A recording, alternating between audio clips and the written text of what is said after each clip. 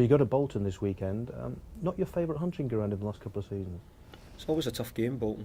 Only has his team's always working hard. You know, they've done great at the Reebok in the main over the last few seasons. I know they're having a bit of a difficult times this season, but in the main he's always had them playing well, and high tempo games which the Bolton do. So we know what to expect, but as you rightly said, it's always been a difficult place for us. They've not had the best of starts and have come out of that really tough start, obviously trying to get out of the bottom three. How dangerous does that make them as opponents for you? Well, I think you can see how dangerous they were when they beat Stoke City in the last home game. So, you talk about them at the Reebok, they've had a great home result just a week or so ago. But if you lose a few games, then obviously eyes go on you and people start to look to see what you're doing or what you're doing different. I'm sure Owen Coyle's not doing anything different than what he was doing last year when everybody was talking so highly about him and his team.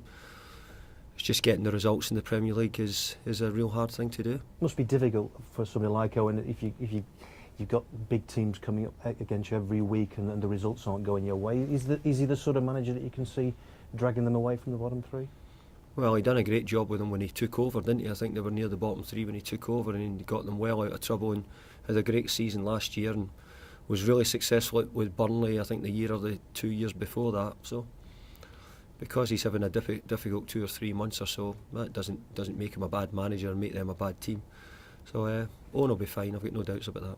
And the start of a period of games for you where maybe you can start to climb that table? That's got to be the big Well, aim? you only ever look at the next game. That's all you can ever do. Try and win the next game. We'll try and win the next game. We won the last one, but it's now gone, now history. We now have to try and win the next one. It's at Bolton, and we'll see if we can go there and get the points. Can I ask you about goal line technology? It's been a big debate this week about maybe coming in next season. You a fan? Yeah, I wish they'd had it in 1966.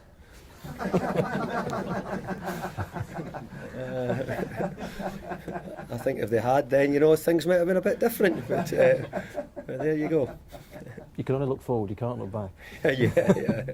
Well, anyway, no, it's a positive thing to have. I don't know how many times a year it actually happens where the ball sort of hits the bar or goes along the line, and I don't know, maybe half a dozen times a season, maybe less. I don't know exactly the numbers which over the season has been, but it's a positive thing to have. But we've just got to be mindful that it doesn't take over. We don't want full technology, and obviously we can't have the televisions, companies running it either, because that would mean that they were controlling sort of goal line technology. The football's for the people, and it's got to be run that way. So, but I think overall, if we get goal line technology, I think it's good. But useful as a safety net if there is a contentious decision to be able to stop the game, albeit for a couple of minutes, and just make sure it's right. Yeah, well, you're right on that, and that's why everybody wants it. We want it to make sure that it gets the right decision, and if it's able to get the right decision quickly, then bring it on.